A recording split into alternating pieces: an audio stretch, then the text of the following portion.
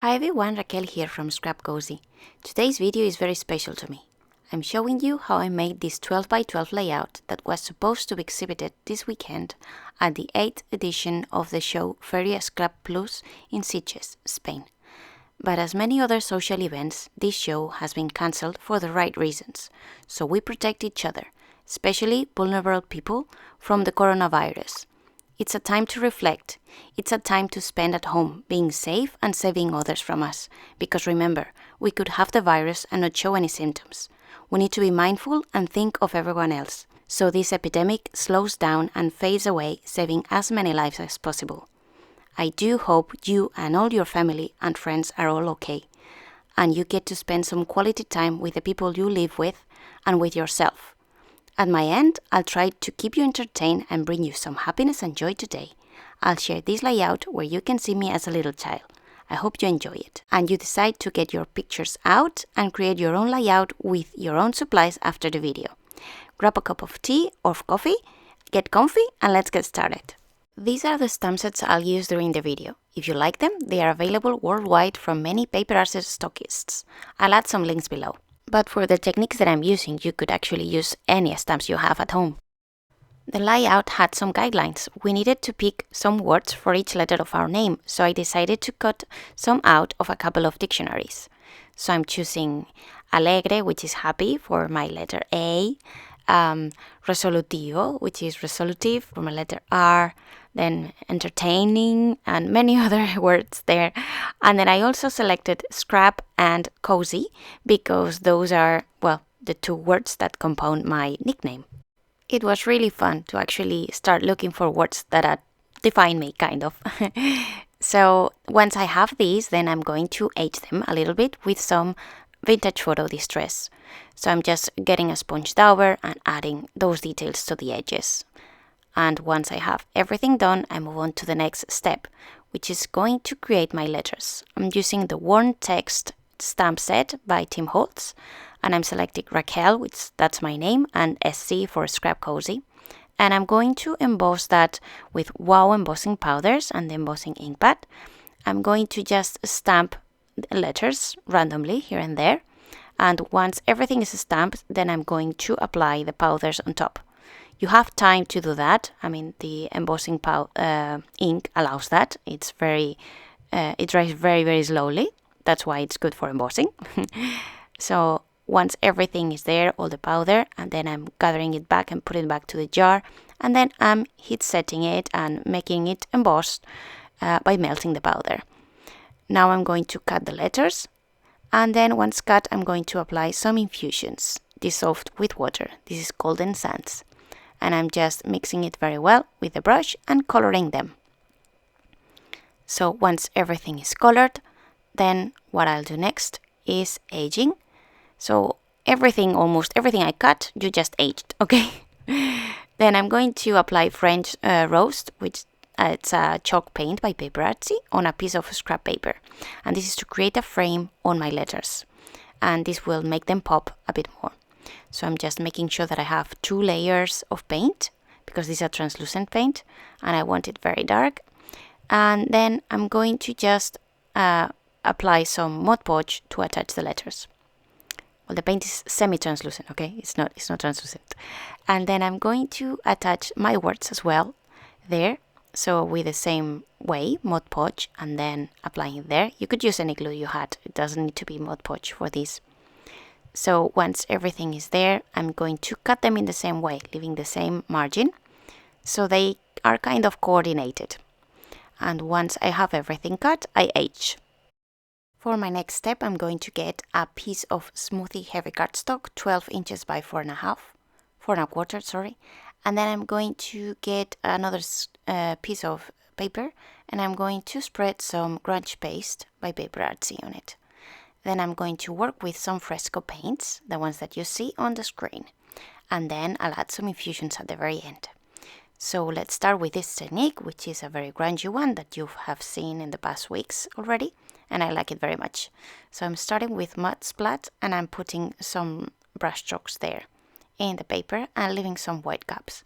Then I move on to the next color, which is Power Shell, and I'm going to add it on the piece of paper that I put the grunge paste on, and I'm going to start monoprinting very lightly at the beginning and then pressing really hard. Then I'm changing to Niagara Falls and I'm doing the same, a little bit of paint and painting my paper and pressing down on the piece.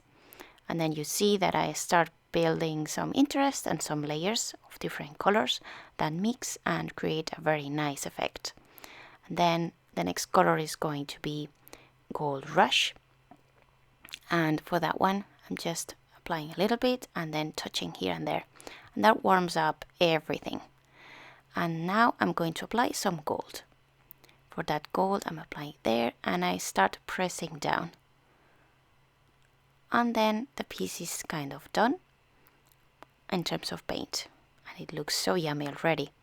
And now I'm going to use some infusions once everything is dry.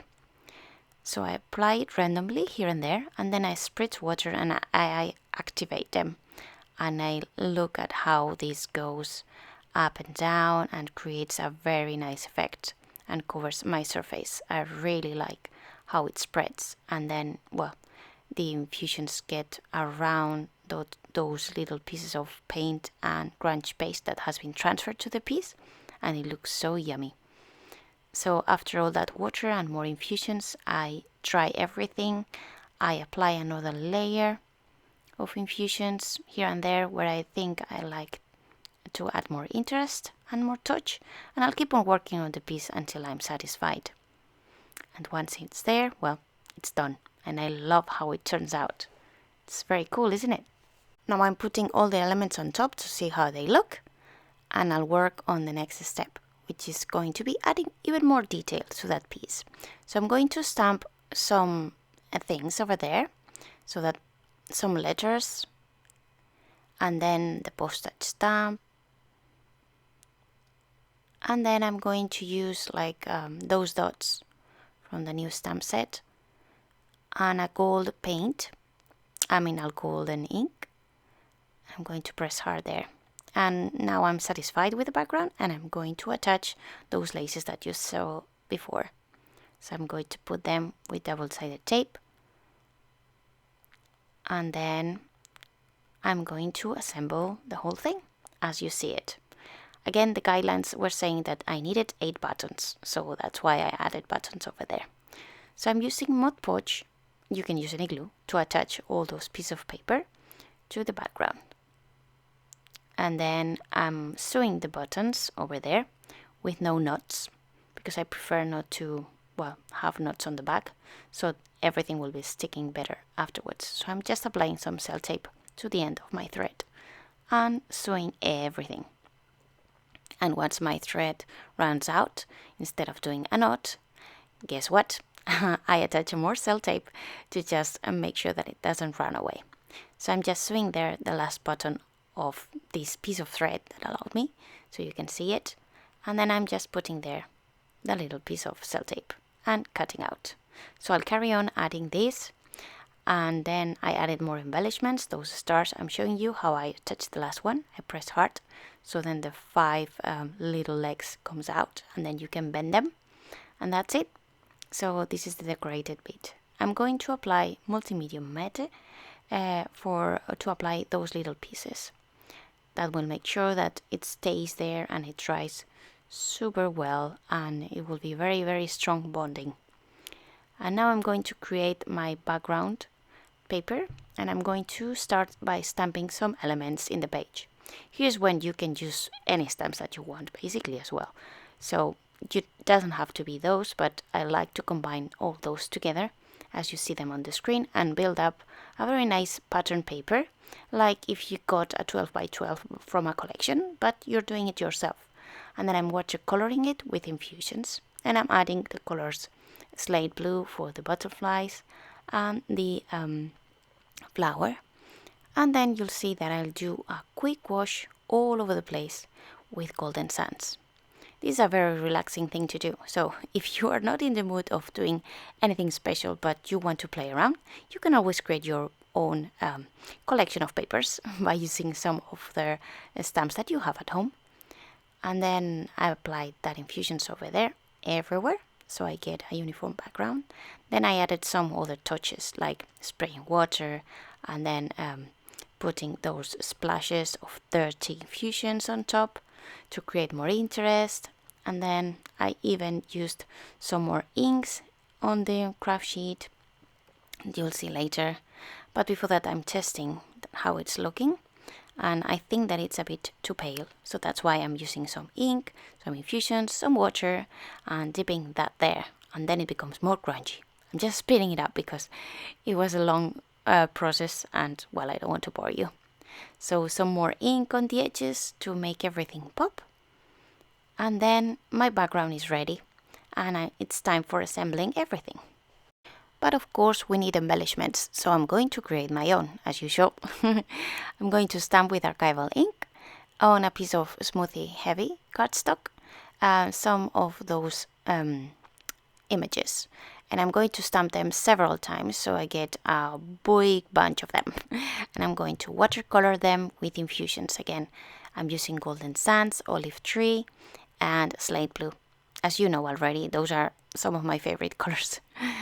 So I'm going to just use those colors to color everything. It's a very quick thing to do. The only thing that it's not that quick is cutting everything apart. But here I just cut everything apart and then I'm aging every little piece and giving it some shape. So it's 3D. And I'm doing that with the flowers and the butterflies mainly. And then I'm going also, well, I stamped and cut some words as well. Yo, mi, me, conmigo, which is I, me, with me. In Spanish, we have different words. And then I put them and assemble them like that. So that's my main title. And then I'm going to use some wow powders to create some embellishments. So I'm using the melted and the same gold embossing powder that I used before. So I'm putting 2 little spoonfuls of that melted and then a very tiny one of the gold one. I think I'm using a smitten and a dash or something like that. It's a very weird measurement, I don't know. So I'm melting everything and then I'm letting it drop. This is a tip that Marion Emberson showed me and I'll link to the video where she showed us how to do that. And I use that also in another project of mine. So I'm creating drops and here they're not very round, so I'm just picking them again and remelting them. I like that one though, the one that it's in the base right now. So here my heat tool died and I had to swap to another one, and this one is a more powerful one. So hopefully I'm doing some dots, but still I'm not convinced. I only need 4, so I'm just saving the ones that are rounder and then I'm just creating 4. So once I have those 4, they are round enough, good enough for me, then I'm keeping them and that's it. And I'm going to test them so you can see how they look on top of the flowers. That will be the center of the flower, which is very cool. And then, well, I'm going to test them there. I like them. And here you can see a little bit how they look. Aren't they beautiful? So now it's assembling time. I'm going to build my clusters. I just show you the first one, roughly how I do it. I just stick them with sellotape on the back, all the little elements. I put some foam adhesive where I want to get some volume. I bend everything, all the leaves and so on, and I put them in place. And everything, I think it's better to assemble the clusters like that, because then at least you have the pieces and then it's easier to work with. And once it's there, all the leaves in the positions that I like, I would say that the cluster is done. But I'm going to add a 4th leaf, I believe, this one. As you can see, there is my mobile on the right, and well, I have like a reference picture there that I'm referring to, because once I get a composition that I like, then I take a picture of it, and then I know that, well, I'll try to make it as in the picture. And then, well, I'm just going to add some foam adhesive in the back to get more volume, as I was saying, because, well, I was giving it, posting it over the post so it could reach the exhibition in the right shape. So I wanted to make sure that the leaves stayed 3D when they reach there. So now I'm going to attach those little centers with Multimedium Matte by Ranger. So just a little bit there, and when you leave it, you just leave it dry, and it will dry very, very hard. And now it's just the assembling bits. So I'm creating like a base with a piece of grey board. I'm just using the same color, French roast, and then I'm aging the edges and adding some worn out touches here and there, and adding some ink, some more, well, worn out basically. And then I'm going to attach this with Mod Podge all over the place. You could use another glue as well if you wanted, that's okay.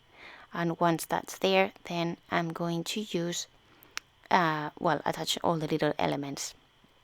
So I'm more or less counting where that goes in the center. Apply some Mod Podge again, press it down. Just hope that my pictures don't get ruined because of doing that. Time will tell.